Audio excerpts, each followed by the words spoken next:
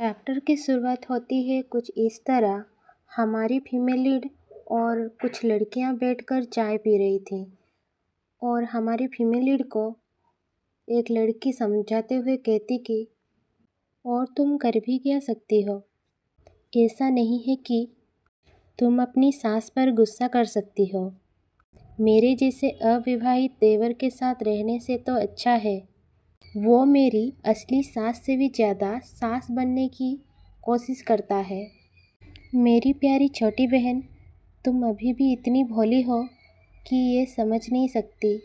शादी के बाद तुमको अपनी सास से सावधानी के साथ रहना होगा।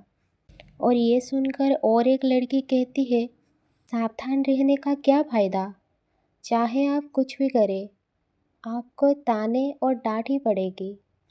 और उसके बाद पहली लड़की फिर से हमारी फैमिली से कहती है, तो आपको अपनी सास के सामने हमेशा मुस्कुराना पड़ेगा। आप पूछेंगे क्यों? क्योंकि ज़बरदस्ती मुस्कुराने से तुमको अच्छा महसूस होगा। अब मुस्कुराओ एलन। एलन अपनी बड़ी बहनों के कहने पर मुस्कुराई और मन ही मन सोचने लगी,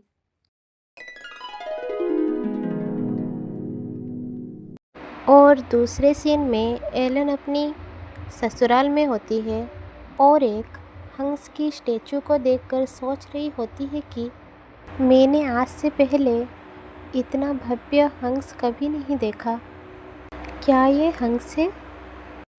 ये हंस हमारे घर के हंस से बिल्कुल अलग दिखते हैं। और हमें बताया जाता है कि एलेन अपने पति के खेतों की देखभाल अकेले ही करती थी। और उसके बाद एलेन, जिसके कपड़ों पर हंसों ने कीचड़ लगा दिया था, वो परेशान होते हुए कहती है कि मैंने ऐसी जगह पहले कभी नहीं देखी थी। ओह, मैं इस महंगे कालीन पर पूरी तरह कीचड़ लगा दूंगी। और वो घबराहट में अपने कपड़ों को साफ कर रही थी। और उसी समय वहाँ कोई आता है और एलेन से कहती है, तो तुम हो वो लड़की। और एलेन पीछे मुड़कर देखती है और उसके पीछे खड़ी थी एक सुंदर औरत, जो कि काफ़ी ज़्यादा सुंदर थी। और वो एलेन से कहती है, क्या तुम उस निकम्मे कमीने की पत्नी हो? और उसके बाद हमें एलन के बारे में बताया जाता है। एलन ने अब तक जो सबसे सुंदर और तेजस्वी चीज़ देखी थी, वो एक मंदिर में स्थापित देवी की मूर्ति थी। और प्रेजेंट में एलन बुदबुदाते हुए कहती है, ये कितनी सुंदर है, ये किसी देवी जैसी दिखती है। और ये सुनकर वो औरत कहती है, एक देवी? क्या आप जानते हैं मैं कौन हूँ? और ये सुनकर एलन कहती है, माफ़ कीजिए, हाँ, आप हैं मेरे पति की माँ। दूसरे शब्दों में मेरी सास। लेकिन मुझे पूरा यकीन है कि अहीन ने मुझे बताया था कि वो अनाथ है। और उसकी सास कहती है, तुमने ये कपड़े क्यों पहने हैं? चले जाओ। और ये सुनकर एलेन बस माफ़ी ही मांगती है और उसे हिचकी आने लगती है। और दूसरे सीन में वो नहा रही होती है और हमें उसकी पास्ट की बातें दिखाई जाती है, जहाँ पर एलेन कह रही होती है, मैं शादी के लिए बिकना नहीं चाहती। और अहीन उससे कहता है कि तो फिर क्या तुम मुझसे शादी करोगी? मैं गरीब हो सकता हूँ, लेकिन मेरे परिवार में ऐसा कोई नहीं है जो आपको परेशान करेगा। प्रेजेंट में उसने मुझे यही बताया था। अहीन एक गधा है, एक बेवकूफ़ झूठा। उसके बाद एक मेड आके एलन को नहलाने लगती है और एलन उसे कहती है, रुक जाओ। लेकिन वो कहती है, मैं इसमें आपकी मदद कर सकती हूँ। लेकिन एलन कहती है, कोई बात नहीं, मैं कर लूँगी। माफ़ कीजिए, मैं काफ़ी गंदी और बदबूदार हूँ, है ना? और वो मन में सोच रही थी, मुझे विश्वास नहीं हो रहा हमारी पहली मीटिंग में गंदी हरकत करने के कारण मुझे बाहर निकाल दिया गया। ये कितना शर्मनाक है। और वो मेड कहती है, लेडी एलन मुझे अनुमति दे। और एलन कहती है, क्या मैं अभी भी उतना ही गंदी हूँ? और ये सुनकर मेड कहती है, नहीं, मुझे इस बात की चिंता है कि कहीं आपकी कोमल त्वचा को नुकसान न पहुँच जाए। उसके बाद एलन कहती है, मैं आमतौर पर काफ़ी साफ सुथरी व्यक्ति हूँ, लेकिन यहाँ आने से ठीक पहले मैं हंसों की बीट साफ कर रही थी। और ये सुनकर वो मेड कहती है, तो मैं उस घुड़सवार को दोषी ठहराती हूँ जिसने तुम्हें अचानक उठा दिया। और उसके बाद काफ़ी सारे मेड आते हैं और वो मेड कहती है, ये हम पर छोड़ दीजिए, आपकी सेवा करना हमारा काम है। एक पल के बाद मेड्स कहती हैं, हमारा काम ख़त्म हो चुका है, लेडी एलन। और उसके बाद हमें एलन को दिखाया जाता है, जो काफ़ी प्यारी लग रही थी।